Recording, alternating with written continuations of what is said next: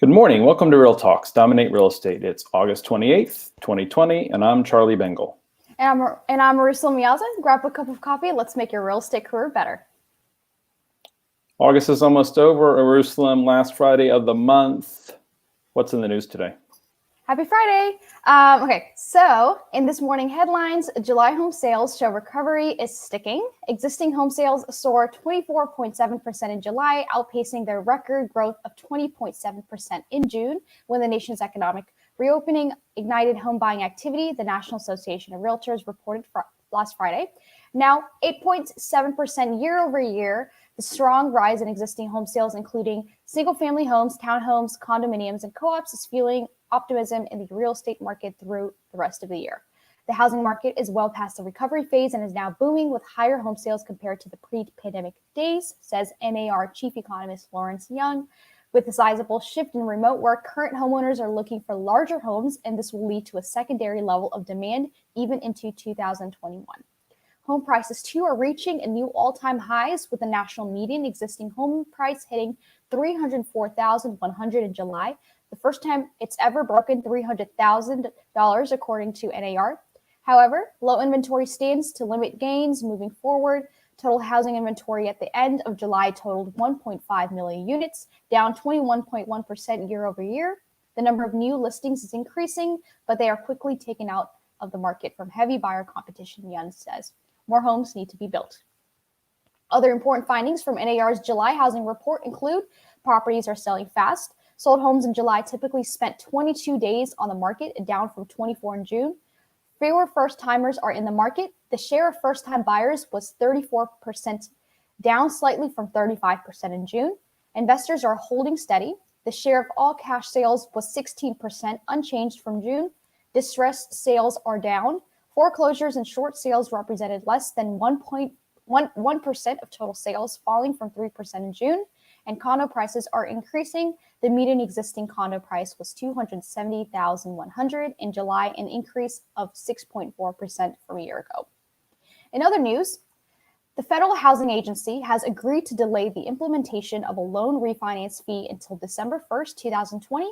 The adverse market fee, which was announced on August 13 and was previously scheduled to take effect September 1st, will add a 0.5% surcharge on most mortgages backed by Fannie Mae and Freddie Mac that are refinanced into lower rates.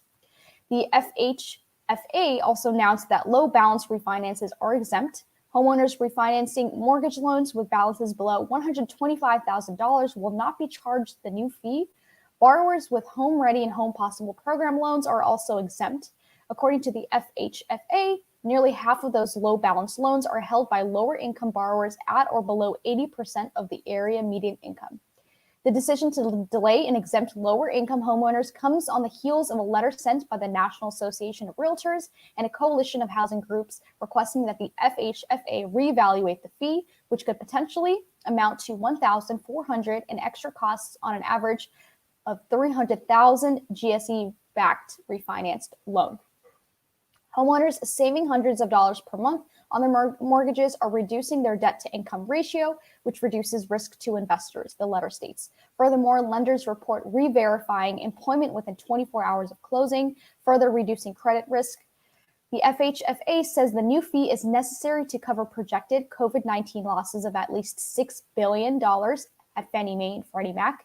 More homeowners are rushing to refinance in recent weeks as mortgage rates dip below 3% for the first time ever. The refinance share of mortgage activity is about 65% of total applications, according to the Mortgage Bankers Association. Fannie Mae and Freddie Mac guarantee about half of the U.S. home loans. In other news, what homeowners are looking for in a real estate professional during COVID-19?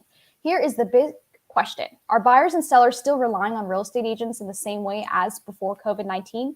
According to a recent survey conducted by the National Association of Realtors, the answer is a resounding yes. In fact, the report found that buyers and sellers are turning to realtors more than ever before. 62% of sellers and 54% of buyers agree that real estate agents' guidance is even more valued during the pandemic. 55% of sellers and 54% of buyers agree that it is very important to have a realtor navigate many of the new virtual options of real estate transactions. 61% of sellers and 51% of buyers agree that the real estate agents can help glean more valuable information from online listings than they could on their own. It's clear that homeowners are relying on real estate professionals to help them navigate the real estate market during the pandemic. However, if real estate professionals want to continue to win listings during COVID-19, they must develop a keen understanding of what home sellers are looking for in an agent. According to NAR's 2020 Profile of Buyers and Sellers report, the top 3 skill sets that sellers want in a realtor are the ability to effectively market the home to potential buyers, the ability to sell the home within a specific time frame, and the ability to price the home competitively. Real estate agents don't develop these 3 skills overnight. Fortunately, agents can meet all these requirements by mastering the 4th item on the seller's wish list, which is helping the seller find ways to fix up their home to sell it for more. By helping sellers invest in the right pre-listing updates, agents can more effectively market the home to buyers, sell the home quickly, and increase the list price of the home. Pre-listing updates are also critical to attract buyers online. Even before COVID-19, buyers of all age groups typically began their search process by looking at homes online, and 65% participated in a virtual tour.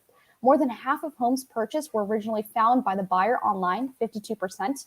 In other words, buyers are judging the condition of a home largely based on listing photos, and they give it a yay or nay within 10 seconds. The right pre-listing updates help properties sell quickly. Sellers want their properties to sell quickly, often accordingly to specific circumstances in their lives, closing on a new house, moving to another city for a new job, etc. Investing in the right home improvements is a surefire way to reduce days on the market. Homes renovated by Curbio sell 58% faster than other homes in the market on average. But sellers may worry that renovations will take months and months, a big problem if they are eager to get on the market. Last but not least, pre-sale renovations increase sale price. Many sellers base their target sale price on Zillow's estimate or what their neighbor's home sold for without considering the condition of their home compared to recent sales. Even minor updates like painting and staging can significantly impact the listing price and eventual contract price of a home. Case in point, Curbio's $19,000 renovation increased the list price of this home by nearly $124,000. So that's just an example. All right, Charlie, what's going on with rates? Thanks, Eyerusalem. Rates remain unchanged from when we were on earlier in the week. 30-year fixed rates at 3%, jumbo 2.875%, FHA and VA 2.75%. These are purchase rates in the DC metro market brought to you by PNC Mortgage. Back over to you to talk about the market. In the last week in the Hampton Roads, we saw 746 new listings hit the market, 806 properties go pending, and 807 properties sold. In the last week in the Washington metro area, within 30 miles of the White House, we saw 1,264 new listings hit the market, 1,828 go pending, and 1,353 homes sold. Back over to Charlie with our special guest. Thanks, Eyerusalem. I'd like to welcome back to the show Coach Amy Lassen. Always good to see you, Amy. Good morning. Happy Friday. This topic for today is how to grow your business before the election. So I hear that there's an election coming up. Who knew? I mean, there's protesters in the street. There's fireworks going off at the Washington Monument last night at 11 o'clock. It's just a normal year here in DC. There you go. So the experts are telling us that the market is going to be slowing down a bit before the election. I don't want that to get in the way of associates that are watching and maybe watching on the playback of reaching their goal. We already had COVID get in the way, right? So a lot of agents are playing catch up. So let's discuss some ways to grow the business before the election. I think that we decided the other day that we were really going to be focused on the people who already know us and like us. Yeah. Because that is generally the cheapest cost of business development. Right. And even when you're spending money on it, it seems like to me. So where do you want to start with that? Maybe some introductory thoughts. Well, I think you made an interesting point about will the business slow down a little bit around the election? This is something that's just historically a thing, but you could also say business slows down around Christmas. Mm-hmm. So who really wants to be letting people in and out of their house on the 24th of December? All right. So the thing of it is, the pie shrinks, but there's still a pie, right? So the question is, how are you going to get in the path of the business that's going to happen? People still want to buy and sell. There may be slightly fewer people, and we don't even know by what percentage it would change. I think all of us in real estate shouldn't be Chicken Little and say the sky is falling because we were at this and now we're 10% less because it's an election year, or whatever that might look like. The truth is, there's a lot of business happening, and the thing that I like to tell my veteran agents who believe they know how this works is there's a newbie in the marketplace, and it's any marketplace. They've had a license for 2 years, and they're doing 80 transactions a year. So explain that one, right? How did they go from 0 to 80? You could have. Those 80 could have been yours. You could have treated yourself like a newbie and jumped in and found the stuff. So yes, I just want us to poke a hole in the limiting belief that the market slows down and I should just give up. Well, yeah, and there's people that don't even know that's a thing, and they have their goal. They're super driven, and they're not even thinking about the election. They're thinking about having a strong fall, right? Getting ready for winter, because we do know things typically slow down in winter in most parts of the country. Right. And they're thinking, you know what? Rates are low, right? It's a great time to sell. I'm going to get as much as I can before Christmas. These are true statistical averages. You know what else slows down in the winter and around Christmas time? The number of agents who want to work. True. So here's the thing. If you want to work in December, you can, because the other agents are out Christmas shopping, right? And if you want to work around an election, you can, because somebody else put their head in the sand. So plenty of transactions for you, which can be the segue to what the heck should we do to get you more appointments. But Charlie, I was thinking to maybe back up and speak a little bit of truth to what Eyerusalem shared about preparing properties. Is a totally different topic, though. Oh, I think what she was going over in today's news could be a number of future shows. I took that down as a note to discuss with you later today, actually. We should really be having discussions, be having classes around that NAR, annual home buyer and home seller survey that they do. And it's a survey, but it's a book that they publish on this. It's just so chock full of valuable information. And the sellers are telling you, this is what I want you to tell me during the listing appointment. Here are the top 3 things. We need to make sure that we're covering that stuff. No, I agree with you. And I think that we have content for all right, future probably much of September. Okay, cool. Before we get into this lead source and how can we love on the people that already know us and like us, can we talk a little bit about how we should be organizing that database? You and I have said before, it can be the top 10%. It can be your top 10. I don't think there's a hard and fast rule. I think looking at hopefully in your CRM, but if it's a list somewhere, or you need to go back and even review your transactions and figure out who referred the business to you, who are your best people? And you and I were thinking, okay, your top 10 best people, try to identify those, and then try to identify maybe the 30 next, and then there's everybody else. So not everybody has this organized, I guess is where I'm going with it. And I think this is a super important topic, because Charlie, no matter how many times I explain this to people that I coach, they'll push back on me and say, well, so-and-so hasn't referred me yet. And I say, whose fault is that? Yeah, right. So don't tell me that you've organized your database in tiers of this person referred me, therefore they earned my attention. These people have not. You've got it backwards. So I think you need to look at it as, who are the people who, treat yourself a little bit like a newbie and say, if I had been doing a better job of promoting my service and educating these people and staying in connection and communication with them, are they likely to refer me? They liked me. We had good rapport. It went well. They're a communicative person, whatever it is. So I think you have to look at your, 200 names. And I personally like ABC. A's are people who either do refer you, or if you haven't done a good job of earning referrals, then they would if you would start to educate them better. Okay, so the A's are the most likely to refer. The B's could be worked up to that, and then the C's are cold leads. Now, the cream off the top is the A+, and we talked about a top 10 or a top 20, and here's my distinction there. The top 10, the top 20, whoever these people are people that you would happily have lunch with. And I don't mean hoping for a referral. Okay. You would actually have lunch with them because they're smart, they're interesting, Mm-hmm. you make your life better, you make their life better. You give them a copy of the book that most recently changed your life. You know, like you Right. give them advice that you learned from your last conference that would help them grow their business. That's your top 10. These Yep. are connectors, right? So please, please, please don't. And back in the last crash, I had a coach who told me that I needed to be having lunch with all my clients. And I bought so many sweet people food, and they just loved having me entertain them and feed them. Right. It was really pointless time. And I'm not trying to be unkind. Mm-hmm. We all know a lot of kind people. We don't need to have lunch with them all. Got it. Okay. So once I've identified, let's say, my top 10, you and I were talking before the show about what is something unique that we can give them. And by unique, I mean, it's the gift card's great, right? Yeah.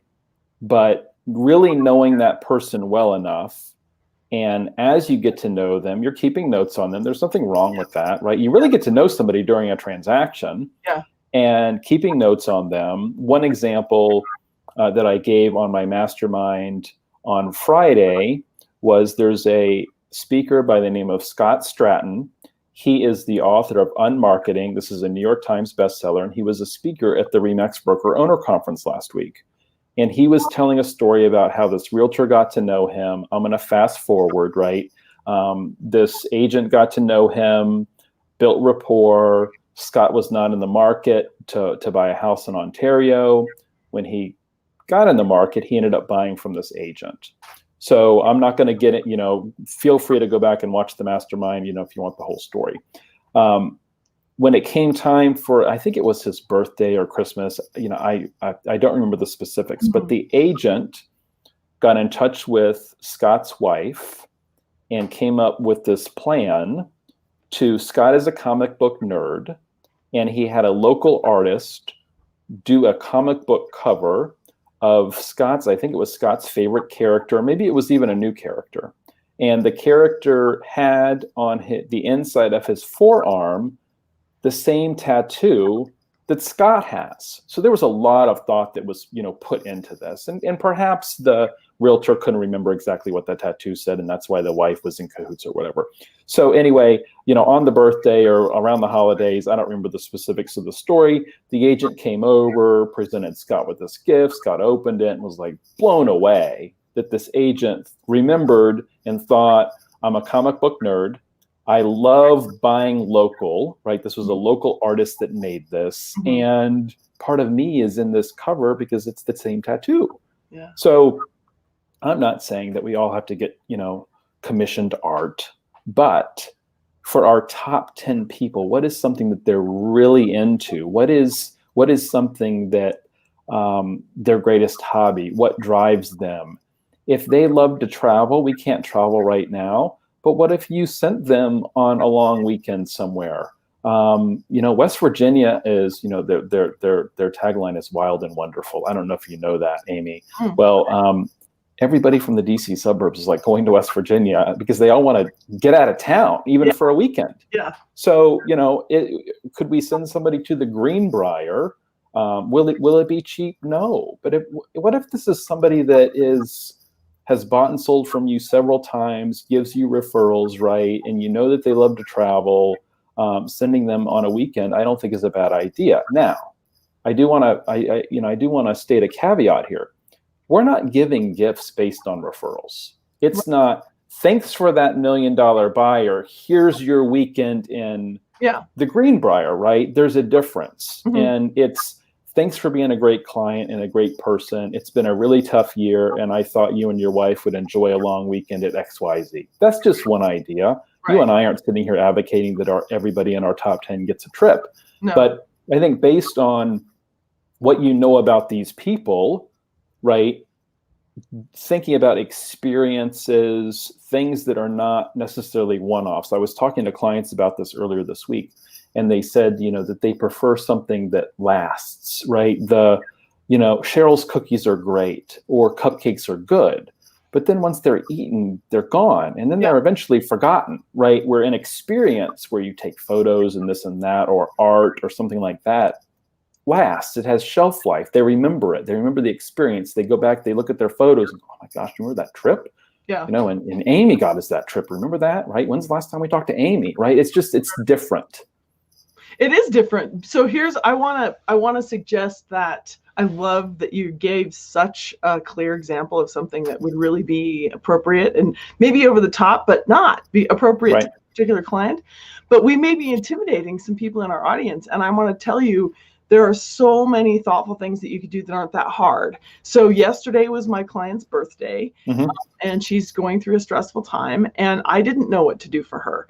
I've known her a while, but I couldn't really think. Like, I don't know what her sports teams are or her favorite. I don't even know if she drinks alcohol at this point. And so I could have stalked her, I suppose, on LinkedIn and Facebook and tried to see some preferences. Right. But instead, I just called her first thing in the morning, or I think I texted her at like 7:30 because I don't know how early she gets up. Yeah. And I said, "Happy birthday! I want to bring you dinner, and I have an idea, but anything that works for you, would be fine." So we ended up talking voice to voice, and I told her that there's this really nice Italian restaurant here that I would just pick up the food and bring it if she was interested, but I would get anything she wanted. And she said, "That sounds great." So it cost me $150 and, an hour and a half of my life to make it happen at the end of a busy day. But it really wasn't that hard. They had curbside, they were ready for me when I got there, drove straight to her house, and she was just she cried. She was overwhelmed. She wanted me to stay, and I'm like, sorry, can't take off the mask and gloves. And I just left her to have her lovely birthday dinner on me. So that was not hard, actually. So I want to say, but I'm sure that it felt awfully thoughtful, right? It won't last. It's not something she'll keep.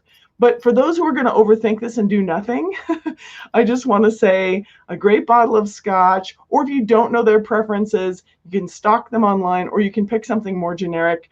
We were talking about something unique for those top 10, but I don't want to psych people out who are listening and have them be in analysis paralysis. Agreed. Yes. No, something is certainly better than nothing. And one of our associates, Jessica Fateau, who didn't know we were talking about this topic today. Yesterday, she just happened to send me a getting to know you sheet that she drew up for her clients. And there's all these different topics of what's your favorite this, what's your favorite that, right? And the idea is to get them to fill that out. So then you remember their preferences. Yeah. And if you do choose to give them thoughtful gifts in the future, you end up having a cheat sheet. So we talked about your top 10 connectors, as you call them. They get something unique. And again, I think the uniqueness is based off of, how well you know them and what their likes and dislikes might be. Yeah. We talked about, maybe the next one could be 30 easy ones.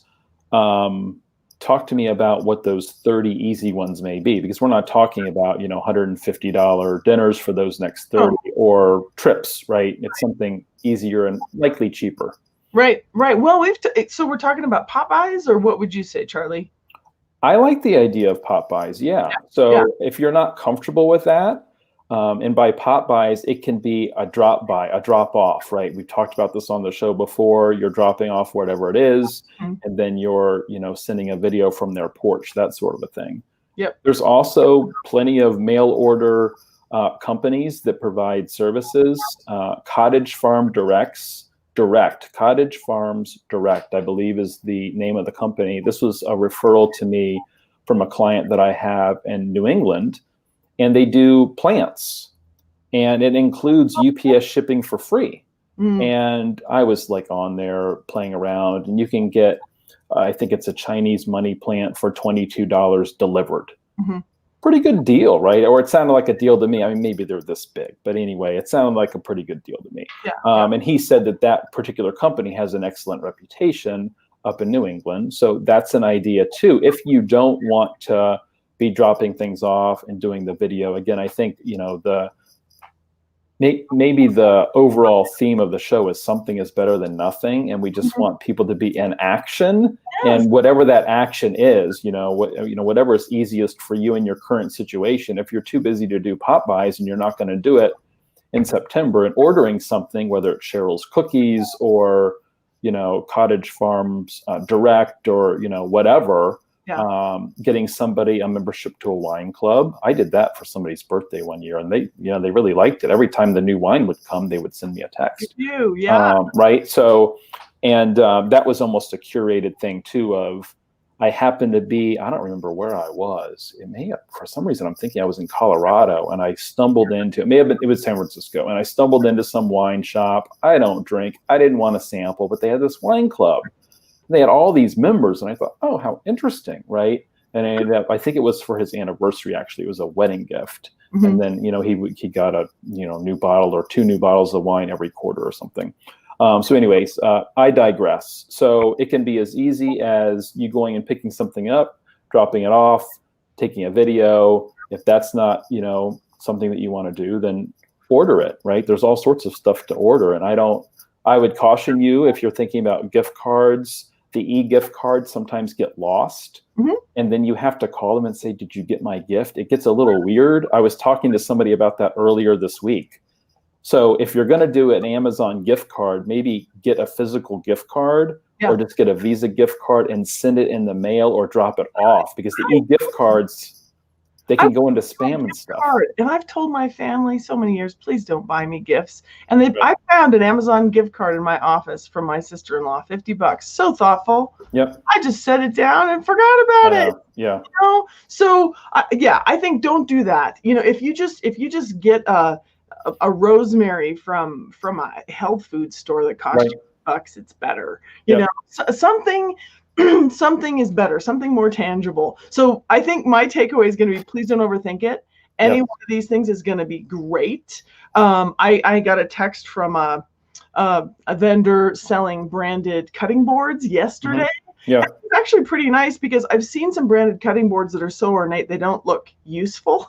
Okay. This one was mostly a rectangle with a tiny bit of a roof pitch on it, and then your logo burned into the corner. So it was much more practical than I've seen. We have a great Frenchish bakery here. So, I could go get 30 loaves of fresh bread, get my stack of cutting boards, and go chirk, chirk, chirk, chirk, chirk. That's a cool idea. Yeah. Make a big impact. Yep. With the holidays coming, you could put a pumpkin on their doorstep, although I've told the story of buying 30 pumpkins and letting them freeze in my driveway. And as the holidays get closer, sometimes rosemary can be shaped in a Christmas tree. There's so many different things that you can do. When in doubt, Google pop-by ideas or fall pop-by ideas. Right. But don't overthink it. And I want to share a story about when I became a renewed evangelist for Popeyes. Mm-hmm. My sister has an agent that I referred to her many years ago, and I did it as a favor to her. I did not take the referral fee. I gave that to closing costs. Okay, so this was not about me. Mm-hmm. I did my best to find her an agent. I visited her and her wife, and they had transacted with this agent maybe 5 times, and they were sharing with me that they hate their agent. Well, I felt terrible. Like, I'm the one who referred her. And I said, well, don't keep her as a favorite of me. Like, I don't know her. Like, I picked her. I interviewed her. I thought she had enough qualifications. Please don't keep using her on my account. And they said, oh, you don't understand. She gives us all this stuff. It's her pop buys.